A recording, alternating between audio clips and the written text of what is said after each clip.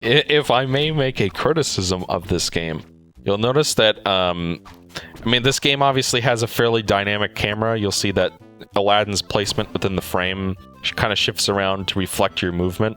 There are some levels, particularly earlier on, like in the Agrabah, the first level, where right there, where before you reach the rope, you were on the right third of the frame. Yeah. Where it's you can't see where you're going. I know, it does happen sometimes. But there are other times where it works perfectly, so I don't know what's going on. There's other times where it's really snappy, Yeah, that's kind of nauseating. I will say, though, now that I've done plenty of game scripting and programming myself, making a good camera is... The fact that they include this in the game is pretty... Ow, you asshole! That's gonna leave a mark. That's gonna leave a mark. I gotta keep running or Jafar's PS4 pool will die. Son of a...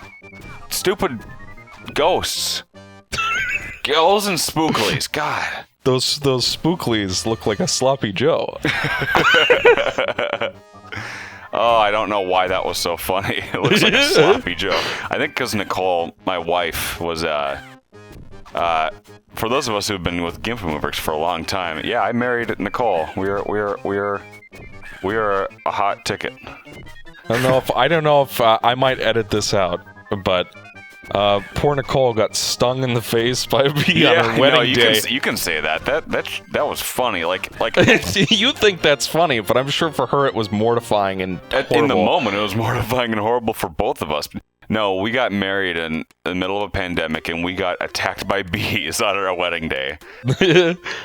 The honeybees, actual... No, they're bumblebees, but bumblebees, which are typically really docile, they were fuming angry that day because there was actually a hive in the ground, but it was right near where we wanted to. It was right where we were going to be standing and taking our vows and whatnot. So the day before, my stepdad, because we did it outside in the yard, because it was a free venue. Basically, it's hey, let's just get married in the backyard because it's a really nice developed lake property for free. Honestly, I'm kind of surprised because Ethan's wife is very financially sensible. That's a polite way to put it. I'm surprised she's just I don't want a ceremony. Let's just go down to the office and get the license. Yeah, no, it's not that. We still spent $7,000 on our wedding at least. Which is pretty small potatoes, but on average. There's some people... Nicole and I did. Not counting all the help that we got from other people. Mm-hmm. Like the reduced cost venue.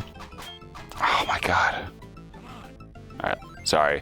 I have to concentrate at a few points in this level. We haven't commented at how this enemy is just constantly eating Oreos and bread. I've never been able to figure out what it is, but it looks like an Oreo. Where's he getting all of it? So at least they didn't take an onigiri and turn it into a cheeseburger. What? You know those little rice things that are it's like the white with the little black thing on top? Oh, yeah. That's an onigiri. Oh, yeah. And then it's if you play it's just rice ball, but yeah, that's the very Americanized version of it. Onigiri. At the oni, if you watch Pokemon the anime, which I don't know why you would. Jelly-filled donut. I don't know why you would, because it sucks, that anime. I seriously, when it came onto Netflix a few years ago, I watched it. I was like, sweet, I would have relived my memories, because I remember Pokemon Mon, the Euro beat. Pokemon Mon, Pokemon Mon. So I was really nostalgic for it, but then I watched it when it was on Netflix, and I was like, dear God. It was, a little rough. I couldn't even finish it. Tyler insists to me that the first season or first few episodes are relatively speaking pretty good, but then it turns to complete shit after 20 episodes or so. Something like that. I never realized when I was a youngster that the movie the TV series came after the game.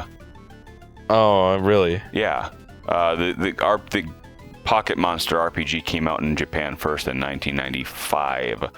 But, like, it was made by Game Freak, who did, like, Mario and Luigi and Pulse Man, actually. They did those to get money so that they could fund Pokemon. Which Mario and Luigi game? There's a game it's just called Mario and Luigi for the Super Nintendo, but Famicom, because it was never released in the United States. Because there's a series called Mario and Luigi of RPGs, so... Yeah, I think it's just called Mario and Luigi or something like that, maybe. Shit, I have to save my apples here. But I also need to preserve my life, too. We're towards the end of the game. The final boss is just around the corner here. Okay, sorry. Concentrating a little bit.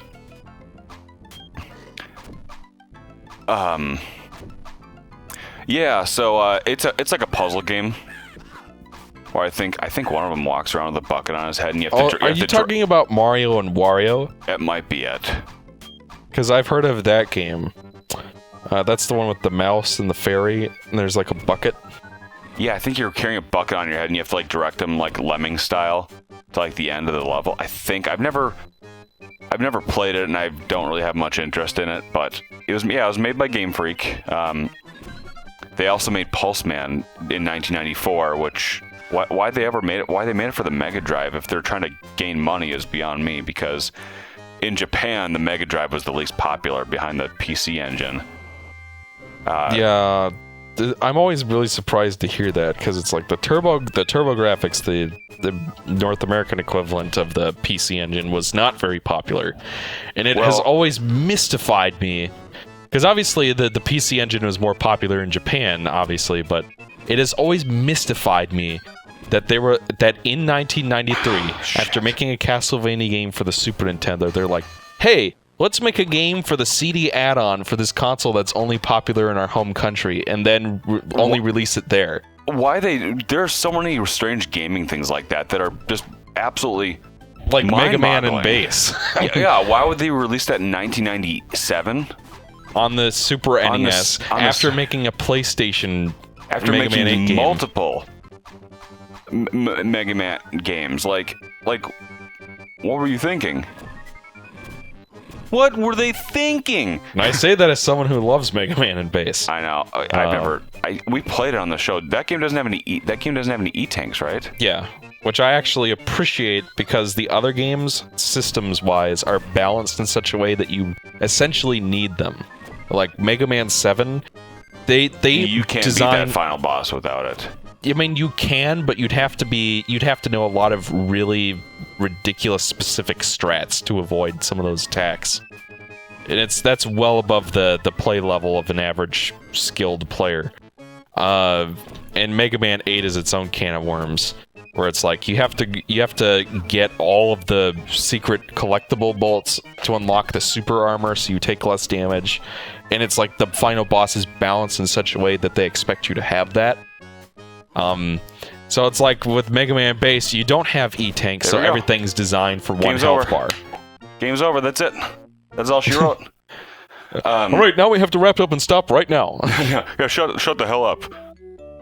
Unfortunately, this song only shows up at the intro and the title screen and the end of the entire game. They have just reinforced heteronormativity.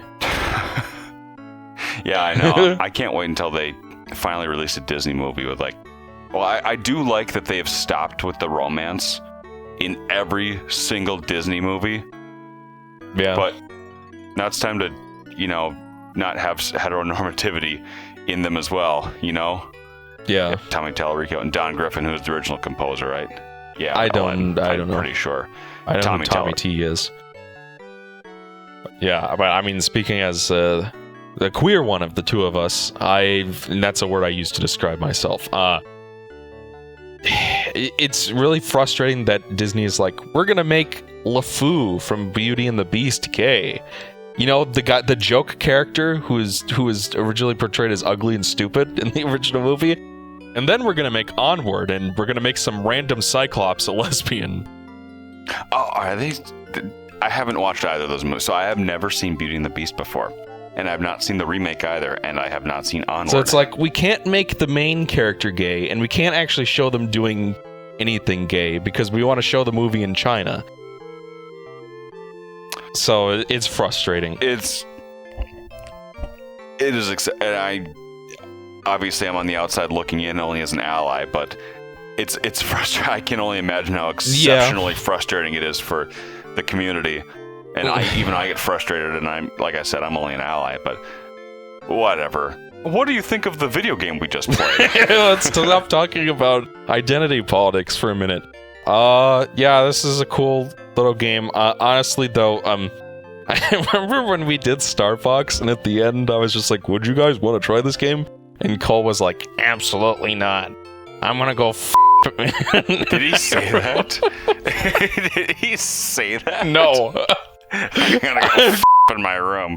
I'm gonna go in the public toilet.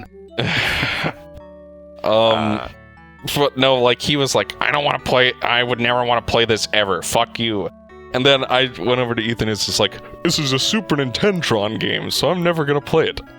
That you were asking us if we wanted to play the game that we had just watched you play. Yes. Yeah. And that's, I don't know, this game's good. I've played a little bit of it. It, like I said, presentation, animation stuff, pretty solid. But it's like, just the fact that there are levels where it seems like they only exist to eat away your lives, so that you have to replay the game because there's not unlimited continues and no passwords for some reason. That kind of stuff. It's a short game. How long have we been recording for? Like 30 minutes? Almost an hour. It took us an hour. Well, it took us an hour to get through that game. 52 minutes. Holy corn dog. Well, hope you folks Which is enjoyed not this. super long, but it's just like, I don't like limited continues as a rule. I'm as far as I'm concerned, if I have unlimited tries, you can make the game as hard as you want. I mean, within reason, obviously, but it's more acceptable, because the farther you send me back and the more I have to redo. If you have Ninja Gaiden, he's holding up my copy of Ninja Gaiden. If you lose on the final boss, you have to go back 3 levels. Yes. And it has unlimited continues, but that's horseshit. Oh my god! Like I said, that was one of the hardest games I've ever beat. So that's kind of, for me, that's a major strike against this game. If it didn't have that, I would probably play it and probably say it's pretty good. Like, yeah, I mean, I suppose the one counter argument I make to that is that it's super easy to get. Didn't you beat it for the first time like yesterday? Yeah, but what I always do with games is that as soon as I like die once, or as soon as I get a continue, I just never hit continue. Why? I lose my momentum, I guess. I guess that's always, like, when I was a kid, once I lost my last life, I'm like, well, I guess I'm done, and I'd shut it off. I can't beat it. Because when I was a youngster, I could never get past that, the lava level. I could never get past it. But, like, I finally tried this weekend, and I was like, oh, I should probably learn how to do it. And then I just popped it in and actually, like, dedicated some time and effort to it. I'm like, oh, yeah, no, it's really easy. You just have to do this instead of this, like I was doing when I was a kid, because I haven't played this game in probably a decade. It's also, you also came in with advanced knowledge of, okay, here's where all the secret lives are, here's where all the secret shops are to buy lives at. Well, none of the shops are really secret. But... Well, there was the one in the 3rd level where you have to, like, break a thing. Yeah, but... And then there was the other one where you have to hide behind the goofy pillar. So there are a couple... Which is great to have little Easter eggs like that as accomplishment engagement for players to discover that. But it's like, in a game where getting a game over sends you back to the title screen and you have to redo the whole thing over again, you need every bit of advantage you can get. I guess. This game really isn't too difficult, fortunately, but at any rate, why don't you join us on our next playthrough, where we play some different game. But, nice to be back, playing some old episodes for GIMP Movers again. We're gonna have a couple other one-offs here for you, folks. So stay tuned and make sure. And we might have a special planned in the horizon. make sure you subscribe and donate to subscribe to this dead channel. Donate to our Patreon. Ethan needs a new tooth. I do. Look at this.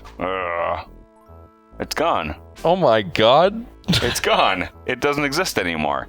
I had a baby tooth until I was 24 and it got pulled and I have a dental implant coming. But thank you, everybody, and see you next time.